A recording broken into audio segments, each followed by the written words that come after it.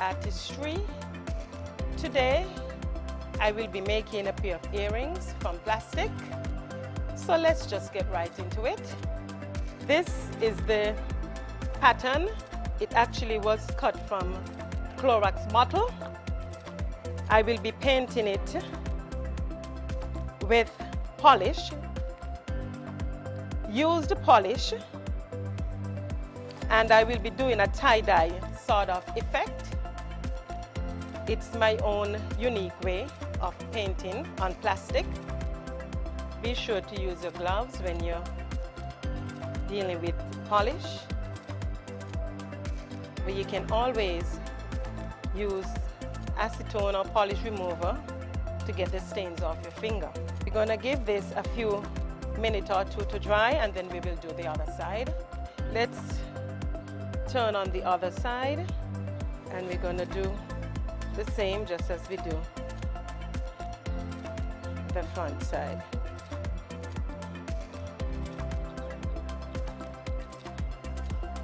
Look at that.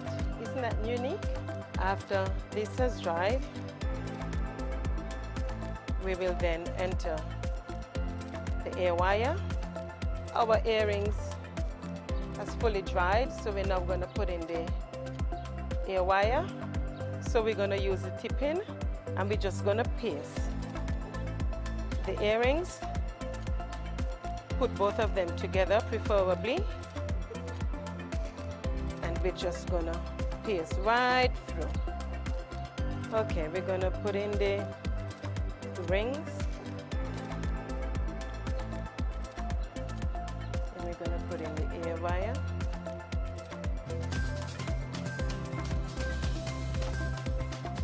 Now for the second one. It's on.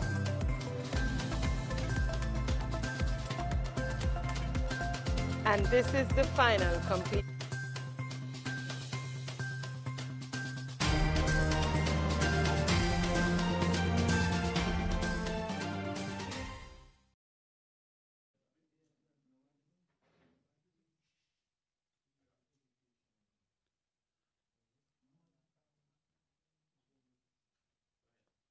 Good afternoon and welcome to the National Emergency Operations Center COVID-19 briefing for the 18th of September 2020.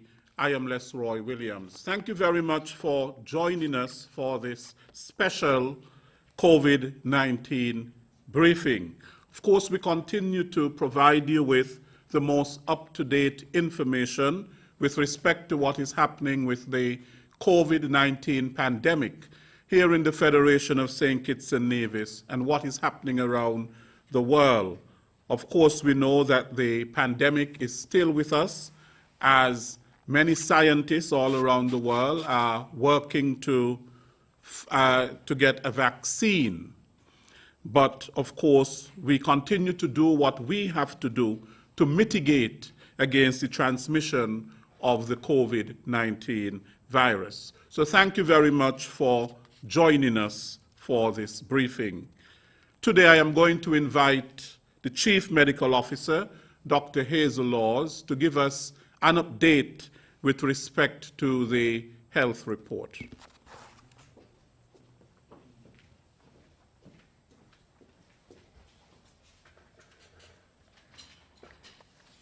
Thank you, Mr. Williams, and a pleasant good afternoon to everyone.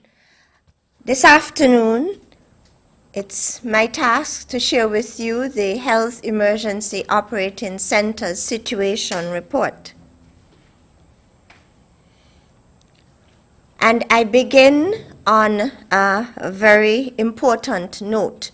This afternoon, I would like to share with you that we have 2 new imported COVID-19 cases. That brings, these 2 new cases bring our total to 19. So at present, there are 19 confirmed COVID-19 cases within or reported within the Federation of St. Kitts and Nevis. So 2 new imported COVID-19 cases. Within the rest of the CARICOM region or the Caribbean region, As at today, there are 32,942 confirmed cases of COVID-19, 17,000 cases would have recovered, and 615 deaths so far. Now, what's happening in the other Caribbean member states? This just gives us an idea as to the total number of COVID cases. In Barbados, they have reported 185 cases to date. The Turks and Caicos Islands have reported 659 cases. Belize, 1,528 cases. Guyana reported 2,027 cases. In the Bahamas, this is interesting, we note that there are 3,087 confirmed cases in the Bahamas. In Trinidad and Tobago, down south, 3,223 cases. And Jamaica, they have reported 4,164 cases. Suriname has a little more, 4,645 cases.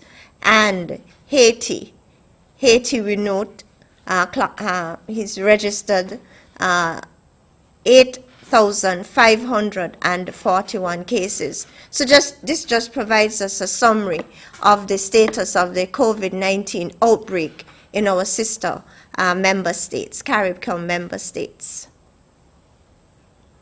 Globally, based on the World Health Organization, as at today, there are over 30 million confirmed cases of COVID-19 globally.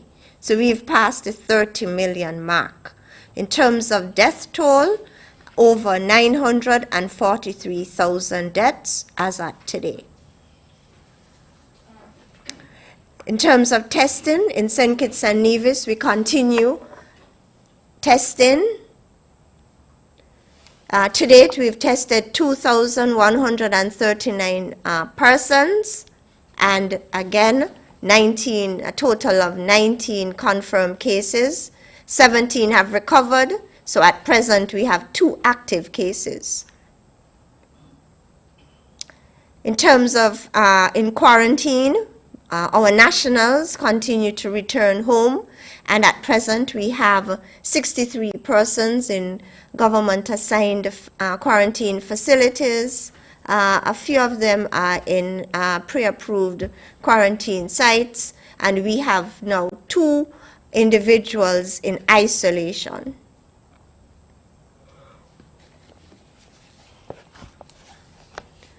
Okay, so recently, the Honorable Ralph Gonsalves, Chairman of the CARICOM Heads and the Prime Minister of St. Vincent and the Grenadines, would have made a statement coming out of the last CARICOM Heads of Government meeting that was held on Friday, 11th of September. And St. Kitts and Nevis, or the Federation, has agreed in principle to a regional travel bubble. However, please note that our borders remain closed. St. Kitts and Nevis's borders remain closed, and so St. Kitts has not signed off on or agreed to an implementation date as outlined in this article, because it says St. Kitts and Nevis has not agreed to an implementation date for the travel bubble of Friday, 18th of September, as some other CARICOM member states would have done, because our borders remain closed. And so implementation date of Friday the 18th does not apply to the Federation of St. Kitts and Nevis. St. Kitts and Nevis continues to be guided by the recommendations made by the Caribbean Public Health Agency, or CARPHA. I also want to underscore that the Centers for Disease Control and Prevention, CDC, in the United States has rated the Federation as being at a very low risk for contracting the COVID-19 virus. Infrared thermometers. Over the past few days, The Ministry of Health has received a number of questions regarding the safety of the infrared thermometers and questions pertaining to the health risk associated with the use of infrared thermometers. And so I wanted to share some information regarding infrared thermometers. I'll begin by saying that the human body emits electromagnetic radiation. Most of the radiation emitted from the human body is in the infrared region.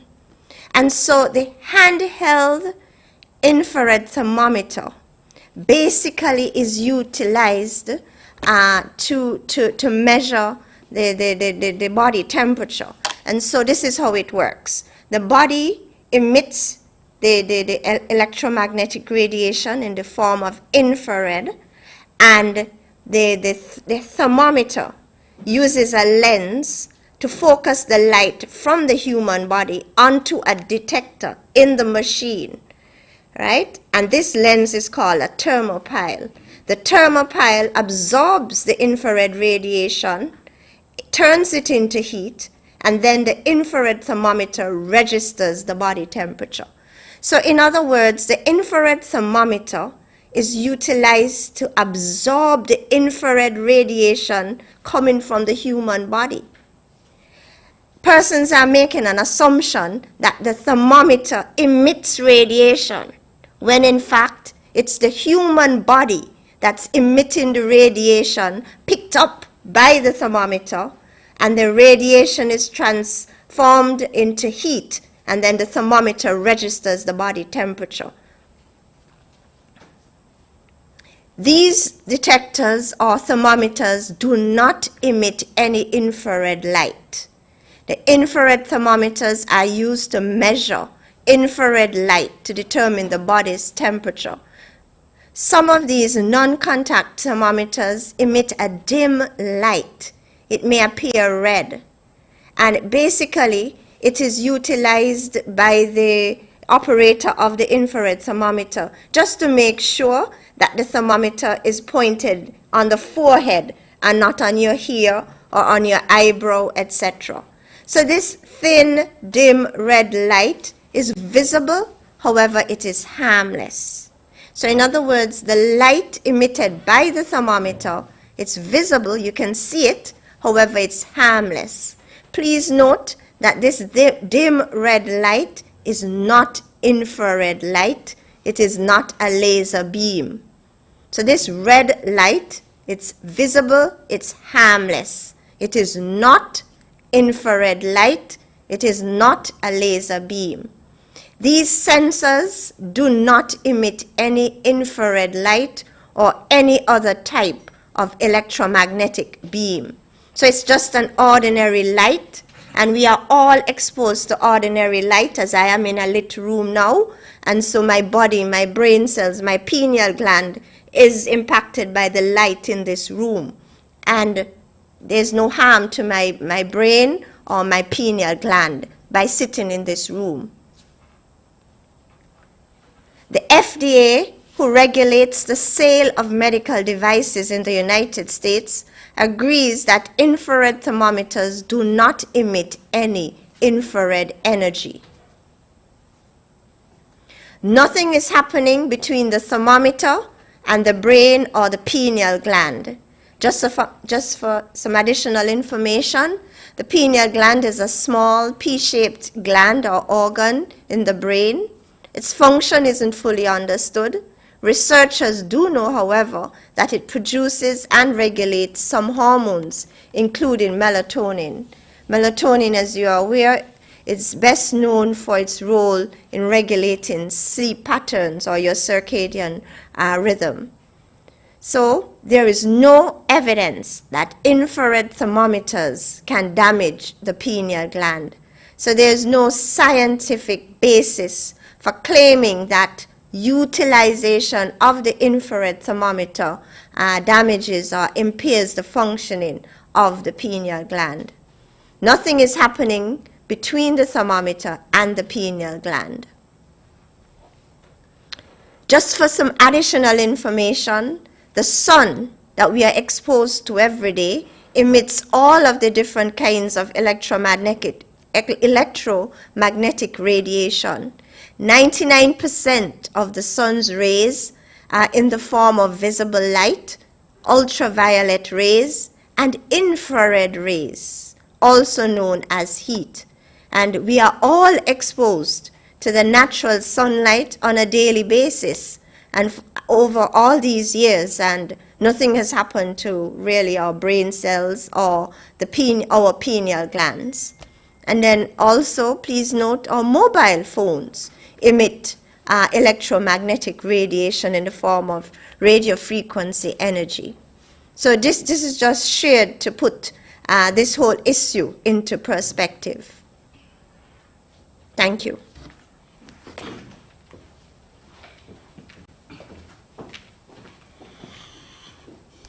Thank you, Dr. Laws, and thank you so much for clearing up this issue with respect to the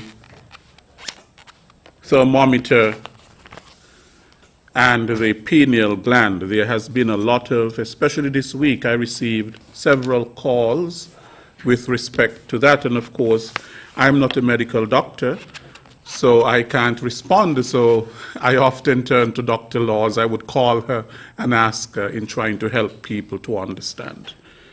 I now invite Superintendent Cromwell Henry, Divisional Commander for District A, to give us his report.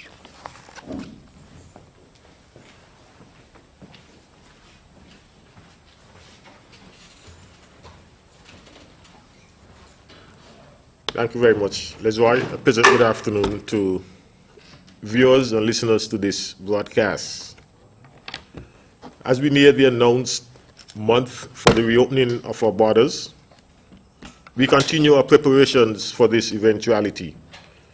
Over 25 persons are currently undergoing training as quarantine and compliance officers at the police training school. The main responsibility of these persons on completion of their training will be the enforcement of the COVID-19 protocols. We are warned that there will be a second wave of the virus in the Federation, and that it will be worse than the first wave. However, we have had sufficient time during the closure of the borders to prepare for this second wave. We are told time after time to begin to practice the habits that will help us to avoid being infected. Social distancing and wearing of masks continue to be the most difficult ones for us to adapt to. The compliance team will be another component to our efforts to ensure your safety. They will monitor and enforce compliance with quarantine rules and conditions, inspect businesses and enterprises to ensure they implement the COVID-19 protocols prescribed by the regulations, and generally to assist law enforcement to enforce the other protocols, such as the wearing of masks in public and the hygiene protocols for public transport. The announcement today of 2 new cases in the Federation reminds us that the pandemic is not over and that we are not out of the woods. Therefore, we must all do our part to minimize the impact of the virus on our lives and on our livelihoods by simply following the recommended protocols. Wear your mask in public, hand sanitize, and avoid crowds or gatherings that would put you into close contact with other persons and thus increase your risk of exposure.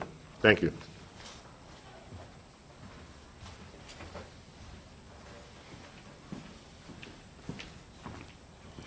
Thank you very much, Cromwell Henry. I now invite Chair of the COVID-19 National Task Force and National Disaster Coordinator, Mr. Abdias Samuel, to address us.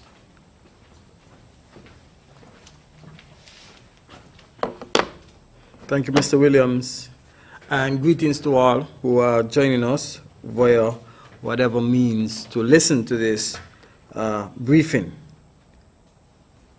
First, let me start out by congratulating my teammates, may I say, colleagues, in that of Dr. Cameron Wilkinson, Medical Chief of Staff, and also CMO, Dr. Hazel Laws, and the achievement of being awarded the Star of Merit Award during the Independence celebration at the National Heroes Day ceremony.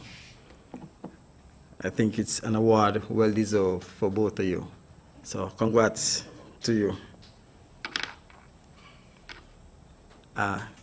Let's continue with our briefing today. Again, I will continue with saying that we are going to be the first to be last and the last to be first. And it seems that the theme is actually sticking with some persons. And they want to know, what are we doing in terms of reopening the border? That's the big topic. The Compliance Task Force continues to do its work. And again, I am appealing to all businesses, organizations, those in the areas of public transportation, and operators within the tourism sector to continue to adhere to the protocols and remain vigilant. And you will see why I'm saying this, about remaining vigilant. Let us adhere to 1, social distancing and physical distancing. 2, the wearing of the face mask. It's a face covering that you ought to have on your person once you are in a public space, once you're in public transportation. It's very critical for you to exercise these protocols. Hand hygiene, sanitization protocols. We have been saying this over and over, and I am appealing to you, our good citizens and residents of St. Kitts and Nevis, to abide by the regulations. Again, the emergency powers are still in existence. We have the social distancing and physical distancing protocols. We have the wearing of masks, and we see what's required of you in terms of wearing your mask in public spaces. And also, we have Schedule 1 that speaks to the hand washing and sanitization protocol. It's very important, as you heard the announcement of the 2 additional cases that were imported into the Federation of St. Kitts and Nevis. I have been saying over and over, we have to learn to coexist with the virus now. Those 2 cases, I think, are properly isolated. They are properly contained, and everything that is associated in terms of the logistics to ensure the minimal exposure to our citizens regarding those 2 imported cases have been carried out by our frontline personnel. So I don't think there's no need to panic. There's no need to for fear. The only need there is for us to exercise all the protocols that are there for you to follow. I also wish to update you on the 13 Haitians that would have entered our borders illegally. As of the 15th of September at about 14:10, that's 2:10 p.m., 12 of these illegal immigrants would have been repatriated to Haiti, while 1 remains warded at the JNF General Hospital. So 12 were repatriated while 1 remains warded. And this is the reason why we are enforcing the protocols. Person said, well, Mr. Samuel, there is no case of coronavirus. There is no coronavirus here. There is nothing here. However, we don't know what could happen at what time.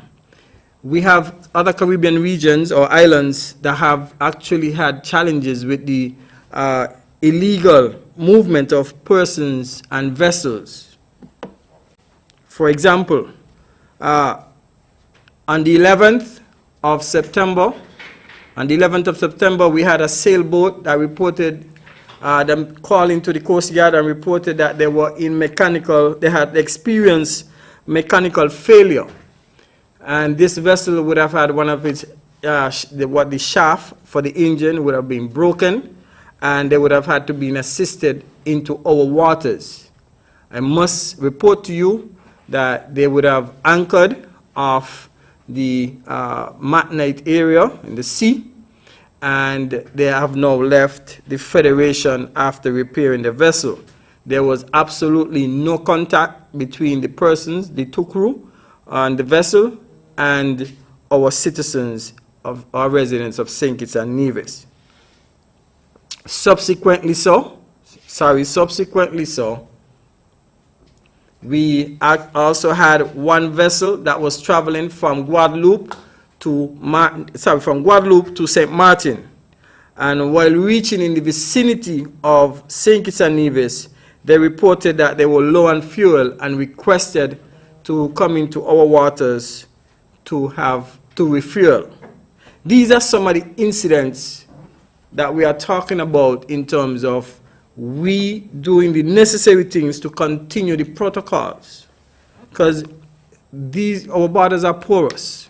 Coast Guard is doing an excellent job, but anyone can enter our borders and basically import the virus. So I am appealing to our citizens to remain vigilant, and if you see something, say something in the interest of national safety and security for all. We continue with our hurricane preparedness. As we know, we are in the peak of the hurricane season. Our state of readiness is satisfactory. And in the hurricane basin right now, we have Hurricane Teddy, and we also have now Tropical Storm Wilfred. We will be monitoring Tropical Storm Wilfred closely as it progresses in the Atlantic. Again, I'm appealing to persons to continue to review your hurricane preparedness plans, and if you don't have one, please prepare one. Do not wait until the last minute for you to do any preparedness measures. We are reaching the end of the named storms, and once we reach the end of the named storms, then we are going to go into the Greek alphabet to continue to name the storms. I don't want to speak too early, but I am quite happy for now that St. Kitts and Nevis has been spared, and let's continue to pray. So let's look at the 3-day forecast for over the weekend. So on Friday, we are looking at partly cloudy with a moderate chance of localized showers. On Saturday, we are looking at partly cloudy with a moderate chance of afternoon showers. And on Sunday, we are looking at fair to partly cloudy with a moderate chance of early morning showers. So this should position you for your activities over the weekend. However, bear in mind that weather is dynamic, and as much as it is predicted, anything can change. And I wish to end my presentation by wishing everyone a happy 37th Independence, Resilience, Innovation, and Security for Independence 2020. That is the theme. Thank you very much, and we await your questions.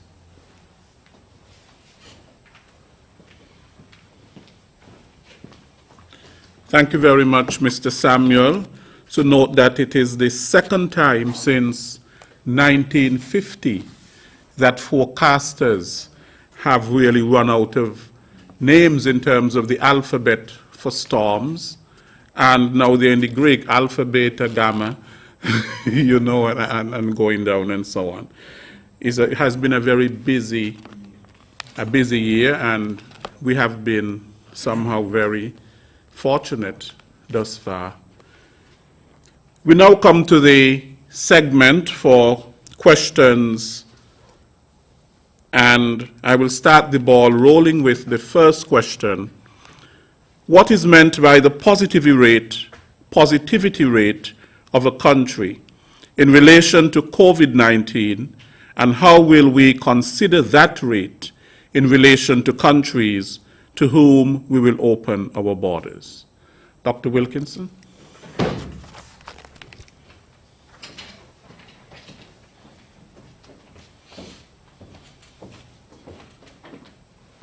Thank you, Leslie. The positivity rate, or the percentage positive, as it states, is the number of positive cases divided by the total number of tests times 100.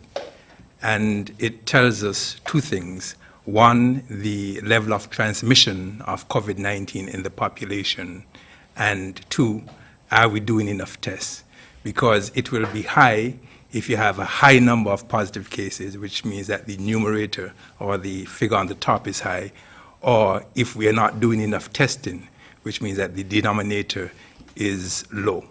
And the threshold cutoff that the World Health Organization recommends is 5%. In other words, if the positivity rate is above 5%, it means that you either have a high level of transmission within the community and that you're not doing enough tests to even pick up the asymptomatic persons, or that your level of spread is very high. And usually, therefore, if the positivity rate is above 5%, it is time for you to start introducing measures to restrict the spread of the virus. I think the CMO said that we've done a total of 2,139, and we've had 19 positive tests, which means that our positivity rate is way below 1%, which is 0.008? 0.008, which is very good for a tiny nation. We see that in some places in Europe and in some cities in the United States, the positivity rate is increasing way above 5%. So yes, that is something that we'll be looking at when we open our borders, because if you're opening your borders to a country that has a very high positivity rate, it means that you would be exposing yourself to the virus being introduced into our country. You heard that we have 2 cases. And sometimes when we get these positive cases, it is a reminder that we're not out of the pandemic as yet, because I find that our persons here are becoming complacent. Sometimes you walk around as part of the task force and people see you sometimes as the enemy. They figure that you are the one who are introducing restrictions from they being able to go out and party and enjoy themselves. And so this is a reminder that we are still in the middle of the pandemic. We have 2 cases. Thankfully, we had all of the procedures in place to make sure that these persons were properly isolated so that we don't expose ourselves to community spread. And I want everybody to continue to remember that the safest thing we need to do is to listen to the health advisors and make sure that we protect ourselves and protect those persons around you. Thank you.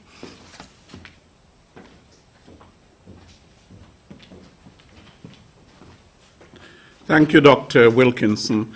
The second question, I note that the task force has been given permission for some social events, parties, park and walk up, and others. How successful were these events, social distancing protocols, etc.? And can we see more of these events as we get closer to Carnival season? Dr. Wilkinson will take that one.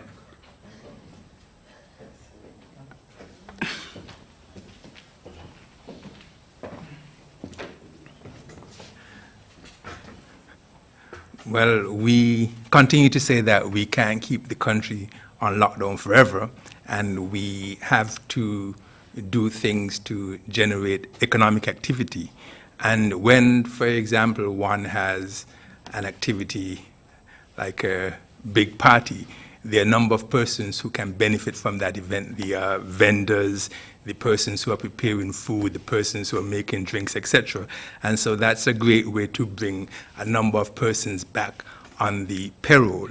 We continue to speak about personal responsibility also, because when we sit on the task force and persons present their plans as to having these events, we are outlining clearly the protocols and procedures that we expect them to follow. And there have been some, yes, who have followed these protocols and procedures, and there are some persons who have not done that. There are some organizers who have tried to do that, and there are some attendees who have not listened to the protocol and procedures. And so despite the fact that some persons were told that they need to social distance, they need to wear their mask, etc., we have not seen that at some of these events. And so I want to take this opportunity again to remind persons that the virus hasn't left us as yet. And so even if you're given permission to have an event, you need to make sure that you as the organizer exercise the personal responsibility into making sure that these events are safe, and you as the person who is attending, that you also take the personal responsibility in doing the non-pharmaceutical measures that we know will protect us. Inspector.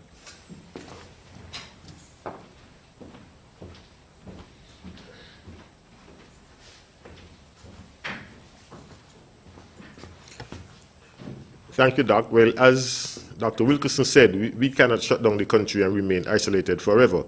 We have to, at some point, begin to socialize, we begin to do the things that we do, that we are accustomed to. But there's a safe way to do it. And when persons who are having these events, when they make the case for approval for their event, they tell us all the correct things, all the things that we need to hear, all the things that they know ought to be done in terms of the protocols. And so once they get approval and the event comes off, the protocols go through the window. And that is where the problem is. Persons can have these events safely once the protocols are followed. And the protocols are very simple and basic. Wear your mask, maintain your physical distance, and hand sanitize. For certain events, the social distancing, physical distancing might be difficult, but the other protocols in combination will still protect you. So even if you are not socially distanced or physically distant from the other person, if you have on your mask, if you are practicing the hygiene protocol, the sanitization and all that, you still would be somewhat safe. And so we continue to appeal to persons to adopt these protocols and see it as protecting yourself from becoming infected. We cannot stop all parties. We cannot stop all events. They have to continue, but we have to do it in a safe way, in a way that does not expose us unnecessarily. You asked about carnival. Will carnival go on? I cannot say at this point. That would have to be a collective decision that is made, but all that we could do is appeal to persons to begin to adopt the new norm, because life would not go on as we are accustomed to in the past. We have to adjust and understand and accept that things has to be different.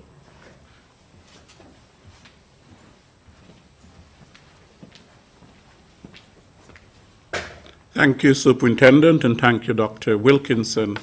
This third question, what exactly does the director of the CDC mean by saying he is more protected by a mask than a vaccine? It was my opinion that the vaccine was what will get us back to normalcy. Dr. Laws. Take this one.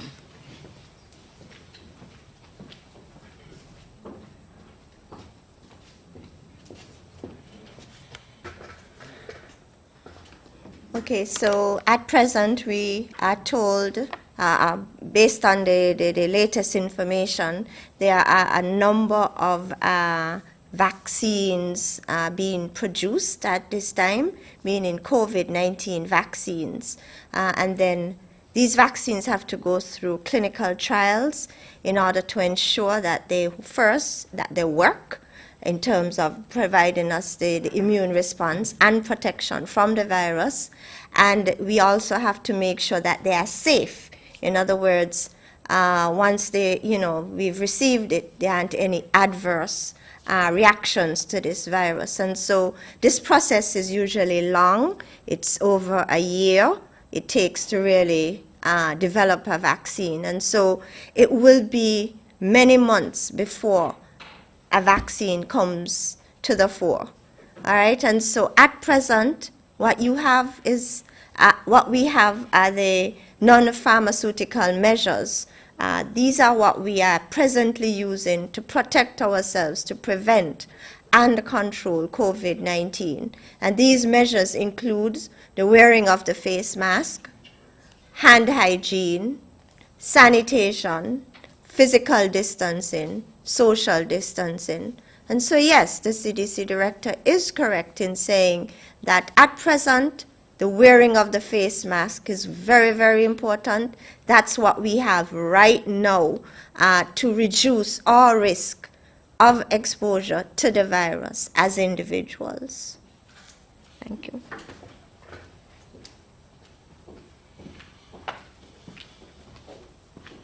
Thank you, Dr. Laws. These two questions are from ZIZ. Are the new cases returning nationals? And the second one, well, not that one, but when did the two new cases arrive?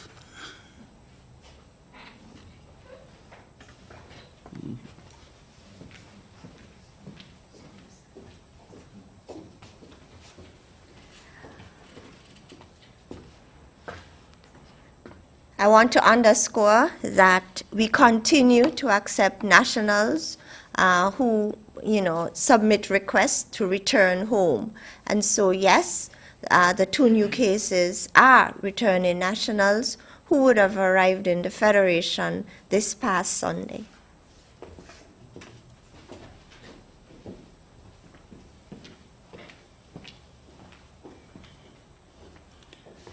And now we have two questions from Von Radio.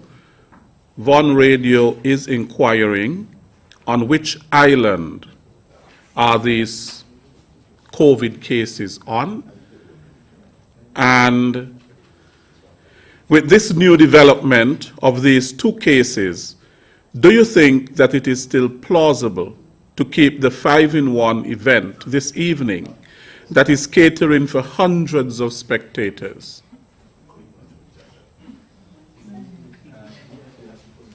Dr. Laws.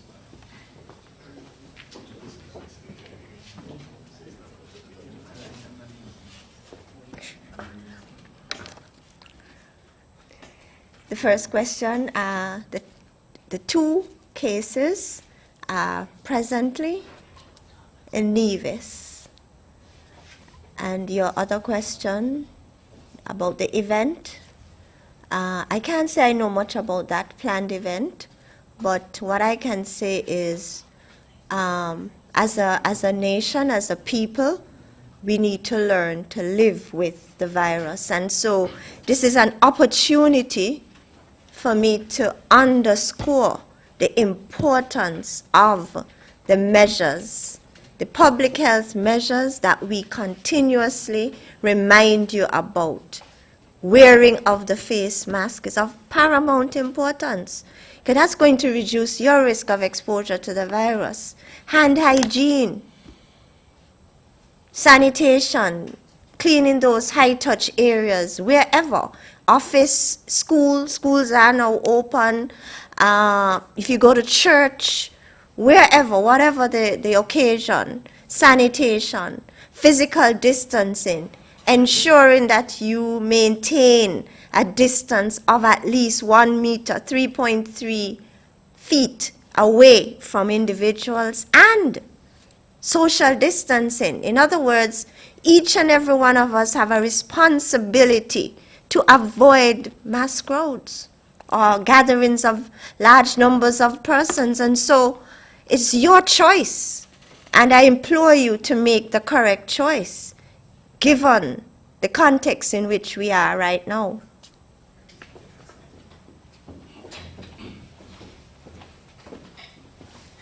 I just want to add something to underscore what the CMO just said. Number one, the two cases are in the Federation of St. Kitts and Nevis, and so whether they're isolated in Nevis or St. Kitts, it doesn't really matter because we have free access between both countries. The most important thing, however, is that these cases were picked up and isolated and quarantined. And so for those persons who are always calling and making noise as to why we have to quarantine somebody when they come back to the island. This explains why, because if we were to let our guard down, we could have had spread within the country. The second point I want to make is that no longer announcing a positive case should be breaking news, because we have to understand that we're going to have to learn to live with this virus. And we continually say that as we move to open our borders, or as we have more persons coming back, we are going to have positive cases. And so it's no longer going to be breaking news. But what we need to do is to do what we keep saying, the non-pharmaceutical measures that we know important in controlling the spread of this virus. So we're not going to wait until we get a vaccine before we start getting back to some sense of normalcy. And so, yes, the event that you spoke about, I don't know much about it, but we'll continue to try to live our lives. And once we do what is necessary in terms of the non-pharmaceutical measures, we can have a near sense of normalcy.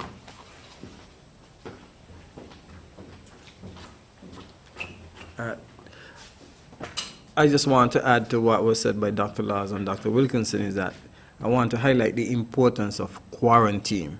I have been asked the question over and over, there's no corona, there's nothing, we are free, low risk, high risk. Mr. Samuel, so why we have the country so? So guess what? I have said it over and over that we have to learn to coexist with the virus. We are going to get cases. However, I have strong confidence in the system and the robust system that is in place to ensure that these cases that may be imported are basically, one, contained, two, they are detected, and that's what the testing does, and three, they are managed.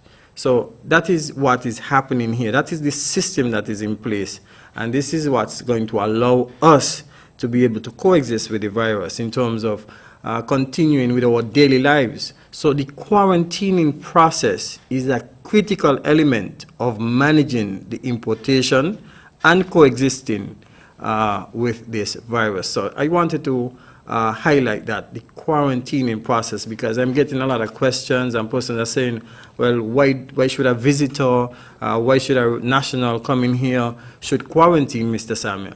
And I must say to you, look at some bigger countries. If you go to Canada right now, you have to quarantine for 14 days. Let's take a look at the UK and Europe, by extension, what is happening in Europe at the moment. Europe is experiencing their second wave, and it's having a very, very high effect on the European continent. And we are saying here that we have to protect ourselves by using simple measures such as quarantining and non-pharmaceutical measures, as has been stated by both Dr. Laws and Dr. Wilkinson. And all we are asking persons is to exercise some of these protocols that has been said. And let me just emphatically state to some of those event organizers and promoters, it is one thing for you to want to have an event and, generate some income, but there's another thing for you to be responsible in hosting these events. And we have seen where persons have hosted some events that has been reasonable, and others has just been careless. So you understand where you're going to go going forward with this, because it's not going to be business as usual for you.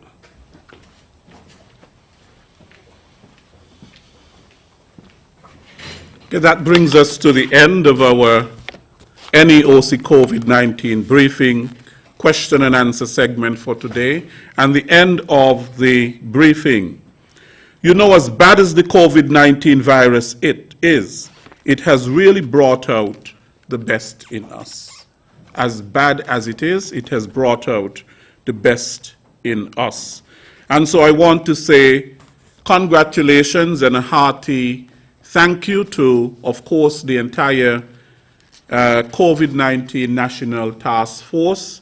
And of course, we saw on Wednesday, the 16th, National Heroes Day, that there was a category where persons were awarded for their exemplary service in terms of the containing of the COVID-19 in the Federation. National Service in Time of Crisis, we had Mr. Abdias Samuel, the Companion Star of Merit, Dr. Hazel Laws and Dr. Cameron Wilkinson, the Companion Star of Merit. And in Nevis as well, we had Dr. Judy Nisbet and Mr. Brian Dyer. So congratulations to all of them, and congratulations to all the other National Honors awardees in the Federation, 15 in all. I say thank you to the media who continues to partner with us in this important fight against the COVID-19 pandemic. The media's role is extremely important in providing relevant, timely, and accurate information. We say thank you to Superintendent Cromwell Henry, who keeps us abreast of what is happening with respect to law enforcement and the COVID-19 pandemic. That is important that we follow the measures and the protocols that have been implemented. We say thank you to Mrs. Christmas Jacobs for her dedicated service of sign language to a very important population among us. Thank you to all of you for joining us today for this NEOC COVID-19 briefing. Next week we will be back on Wednesday the 23rd of September, for another COVID-19 briefing. Until then, take care and happy independence.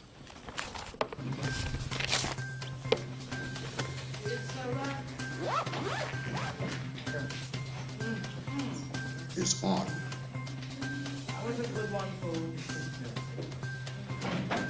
But I figure Nevis was coming with that. I hope 20 cars.